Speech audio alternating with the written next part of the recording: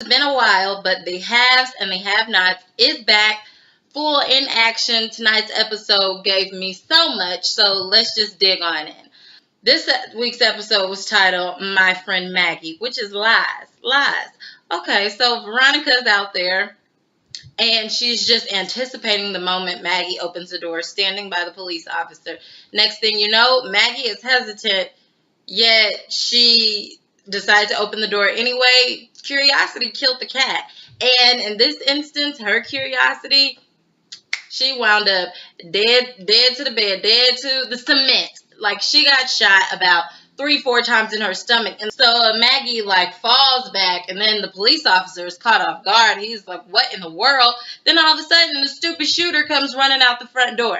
Now, mind you, the shooter probably did not expect for there to be a police officer standing outside. However, why would you shoot somebody and then run out the front door with a mask on as if you wouldn't look suspicious? Like, shouldn't you have a getaway plan? Whatever. So he wasn't a professional, and we know this because then he got. So Maggie dies. Veronica is just putting on the theatrics times 10. She's like, oh, my friend Maggie. Oh my gosh, my friend. And we all know her, so we know this is not genuine. She doesn't even look like she's crying at this point. Oh man, the home wrecker done died. Okay, so next thing you know, we see later on in the episode, Mr. Harrington, David Harrington, he comes driving past his wife's house because he was trying to get there quickly to make sure she's okay. The only thing he sees is the paramedics there. There's a body covered up. That always means that there's a dead person underneath. And he flips out. Oh my gosh, my wife. So next thing you know, he goes up to the jail, and he knows that Jim Cryer is in there. And he knows Jim Cryer set this up.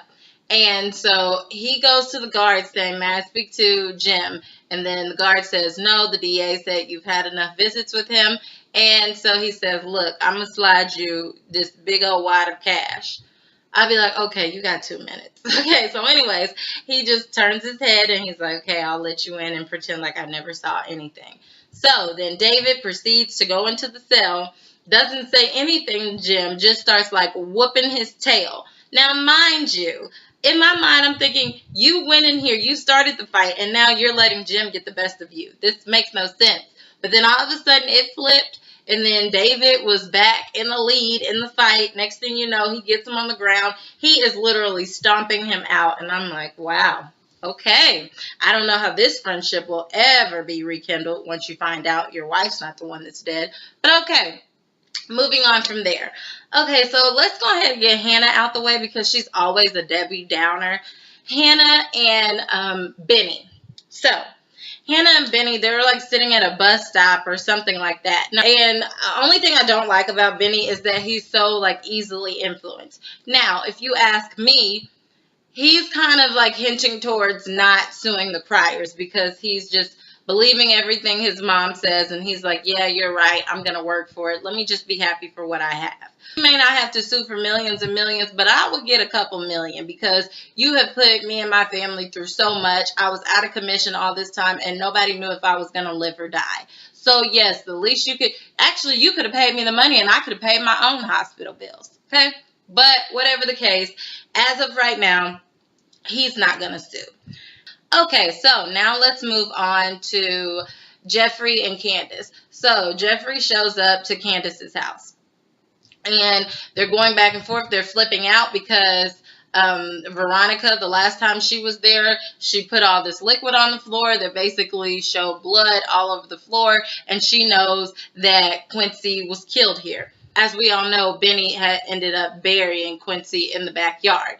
Speaking of him being buried in the backyard, Jeffrey's keys were with Quincy buried in the backyard. Well, Jeffrey is trying to tell Candace, my mom is psycho, okay? She was a litigator. She was a prosecutor. She's been all these different positions as far as being a lawyer. She knows how to set up and manipulate situations and how she will be the victor in the end. So I'm telling you, we're dealing with so much more. She's going to find out. She knows if she will just track the keys to my car, and she will find out that he is buried here in this backyard.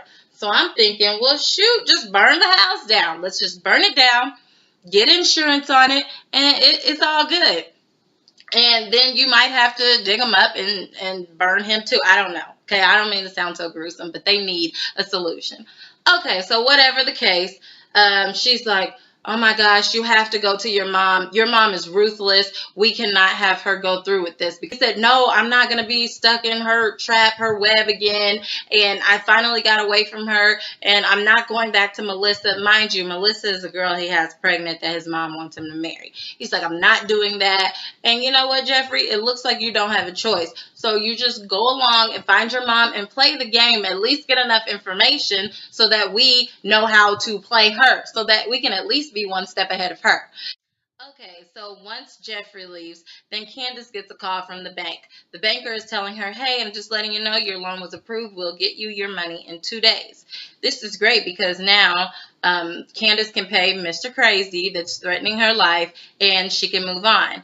Okay, meanwhile, she doesn't realize that Jim Pryor is friends with the banker, and he set it up for her to get approved for it, but it's going to be written in fine print that she has to pay back the money within 14 days, which is $7.4 million within 14 days, or else all of her properties will be taken from her, meaning the 2 houses and the tow truck business. Next thing you know, she gives Crazy Dude a call. I'm calling him Crazy Dude because I can't remember his name right now. But anyway, she gives him a call. She says, hey, I just want to let you know I'll have your money in 2 days. Well, he wants to talk in person. For what? What is there to talk about? She just told you she'd have the money in 2 days, but he gave her 48 hours. So I guess what she was telling him is, hey, I'm going to need a little bit more time because the bank's going to give it to me in 2 days. Well, he wanted to talk in person because he didn't believe her. So she goes down to the tow yard. Why she showed up at the tow yard with this like red dress on that looked like lingerie, wearing nothing underneath, I don't know.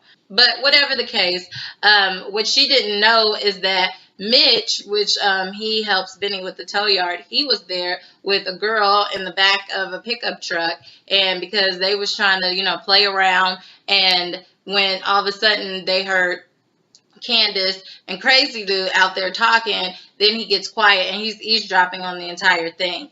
So he's hearing everything that's going on, and he hears that Candace is threatened and that Crazy Dude is threatening to kill Benny as well, and Candace is just trying to keep him safe.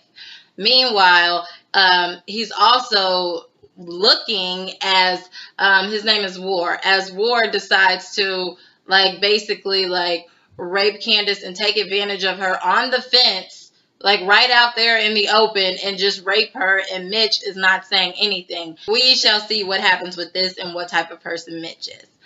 Okay, so meanwhile, Candace goes back home, and when Candace goes home, Benny shows up to her house, and Benny is confronting her, and he's like, I'm not suing. And she's like, okay, well, why did you come over here then? You need to sue. Why wouldn't you? And then he said, you need to tell me the truth. Where'd you get this money from? Blah, blah, blah. So she takes him upstairs to her room, opens up the safe, shows him the blackmail pictures that we all know that Candace staged, and said, yeah, he's into this freaky stuff. So I'm his woman. And he said, oh, so you're a prostitute? She said, no.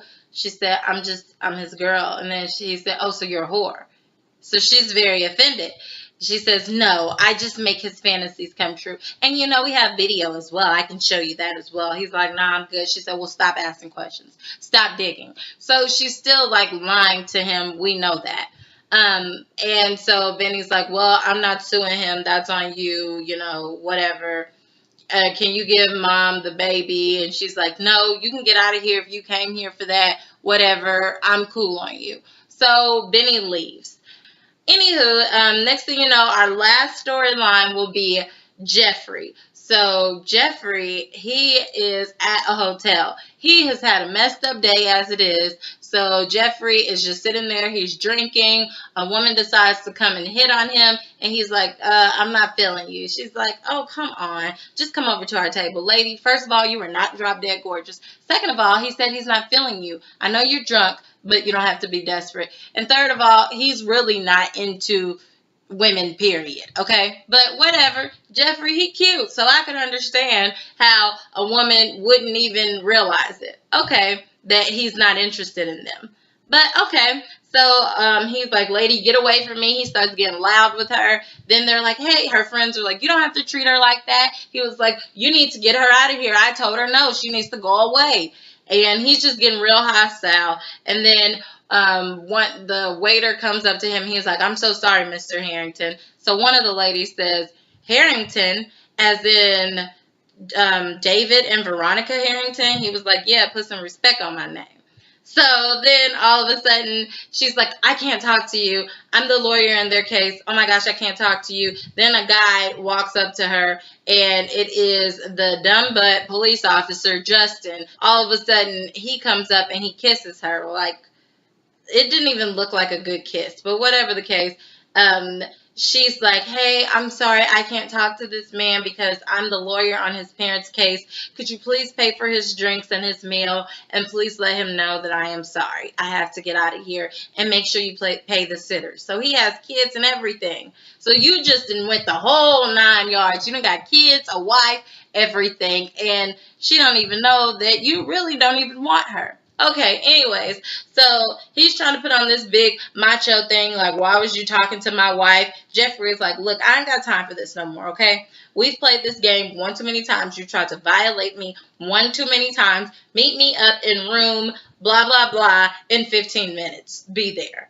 And the police officer like, who he talking to? And he like, I know, I already knew you gonna come anyway, so whatever. So Jeffrey leaves, goes to his room. Next thing you know, there's a knock on the door. It is the police officer. So Justin, the police officer, comes in. He's like, yeah, so what's up? Why are you talking to my wife? Jeffrey's like, calm down with all that extra. Like, look, it's just me and you. You don't have an audience, okay? This act that you're putting on, this big macho thing, like, I'm pretty much done with it at this point, okay? So what you're going to do, I'm going to help you, and you're going to help me. Oh, and then last but not least, I cannot forget, the hotel security has walked into Wyatt's hotel room after he had the party, and Wyatt is dead to the bed. Like, out. But we all know people can look dead in the haves and have-nots, and then like 5-6 episodes later, they're suddenly alive. They've gotten this and they can breathe. Their heart started beating again. Whatever the case, we shall see what happens with this. Personally, Wyatt is butthole. So if Wyatt died, that can just be 3 people in one episode, and I'll be good with that. But we shall see what happens with this. We did not see Catherine in this week's episode. So much happened. As always, please like, comment, and subscribe, and check me out at Mrs. Blog.